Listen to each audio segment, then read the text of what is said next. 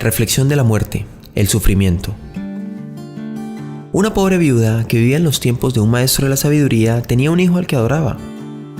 Un día su hijo enfermó y murió, y ella, loca del dolor, se negó a enterrarlo y lo llevaba consigo a todas partes, sin hacer caso a las palabras de consuelo y resignación que la gente le dirigía.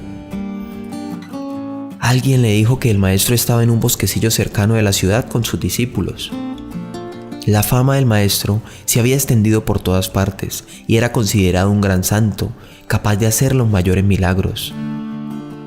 La viuda llegó con el cadáver de su hijo ante el maestro y echándose a sus pies le rogó con sollozos que le devolviera la vida. El maestro le dijo: «Le devolveré la vida a tu hijo, a condición de que me traigas un grano de arroz de una casa de la ciudad en donde no haya muerto nadie». La viuda, llena de esperanza, partió para la ciudad y empezó su búsqueda. En ninguna casa le fue negado el grano de arroz, pero, decía a la gente, «Mi padre murió hace un mes. Mi suegra expiró la semana pasada. Ayer hizo un año que murió mi marido». No encontró ni una sola casa en donde no lamentara la muerte de alguien. Cuando la última casa del pueblo se cerró a sus espaldas, no había podido conseguir aún el grano de arroz. Al anochecer llegó el sabio. La mujer iba sola llorando dulcemente. «¿Y tu hijo? ¿Dónde lo has dejado?», le preguntó el maestro envolviéndose en una mirada compasiva.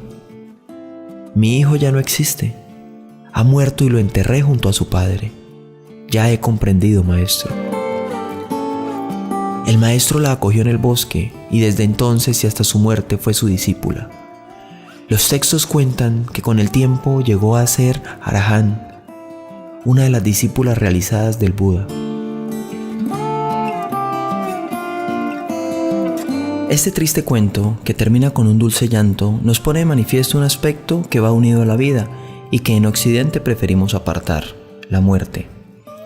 La gente vive como si no fuera a morir nunca, acumulando bienes y acumulando experiencias malas, sin darse cuenta que así pueden dañar a las personas que los rodean. Muchas gracias por seguirnos, muchas gracias por oírnos y dejarnos sus likes. Realmente es importante para nosotros tener esa bendición. En nuestra vida y a lo largo de ella, intentaremos que muchas personas se contagien del buen mensaje. Intentamos colocarle color a tus días, y en Pensamiento de Color tenemos claro que la mejor forma es que nos oigas. Pero también queremos oírte, déjanos un comentario. Suscríbete a nuestro canal si quieres tener nuevas noticias nuestras. Somos Pensamiento de Color.